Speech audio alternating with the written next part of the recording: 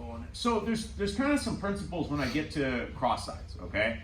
Principle one, maintaining relative chest-to-chest connection. Chest-to-chest, kind of ear-to-ear. If you're very close to that, you're already in decent control position. That's putting you in that cross, what we call it, cross sides. Principle number two is I want to keep the inside leg from getting between us. All right, so the principles don't really change when I go to switch my arm configuration. But principle two is I don't want to let that leg get between us, the inside leg.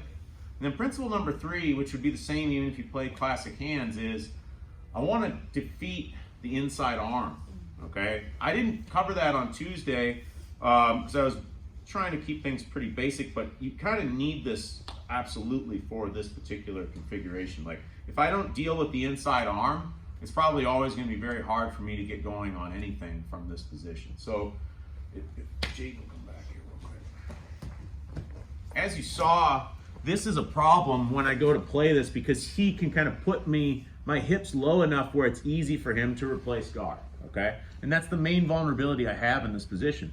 So as I feel this engaged, I have a few different ways to do this, and I do it a little bit more on feeling than on precision, but you can do things like switch your hips and start to drive that.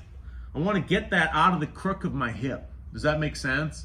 And now once I have it here, it's going to be very hard for him to get that back in.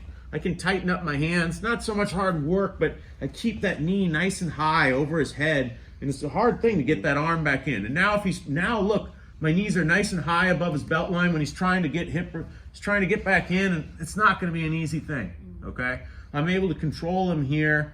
You know, it's a little bit, I do have to tighten my grip a little bit to make, if I keep my grip too loose, it's pretty easy for him to get back in, okay?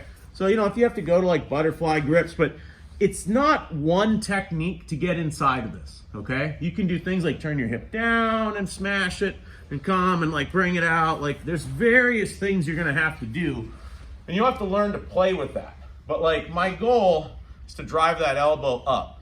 Worst case scenario, I drive his arm under, which we could talk about that at another time, but I want it to get his elbow up, and particularly I just don't want him on the crook of my hip, right on that iliac crest.